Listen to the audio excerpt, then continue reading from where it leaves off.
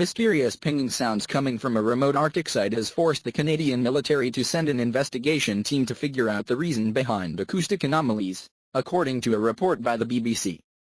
The Canadian military sent an aircraft which did multi-sensor searches throughout the area, but the team was unable to explain the cause behind the noises.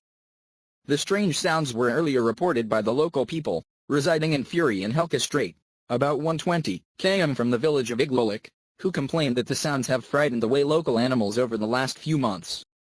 A local leader also told reporters that there were hardly any migratory animals during the summer season in the region, which he found suspicious. The cause of the pings have still remained a mystery, a Canadian Defence Ministry spokesperson was quoted saying by BBC. According to reports, the aircraft carrier investigating the site found no surface or subsurface contacts which could explain the matter. The only thing the team found in the interest area were whales and walruses.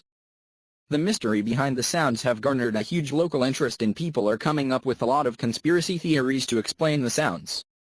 While some blame corporate entities such as Baff Inland Iron Mines Corporation, who previously conducted sonar surveys in the area, to be behind the noises, others believe construction, blasting or hydrography projects in the region are causing the sounds.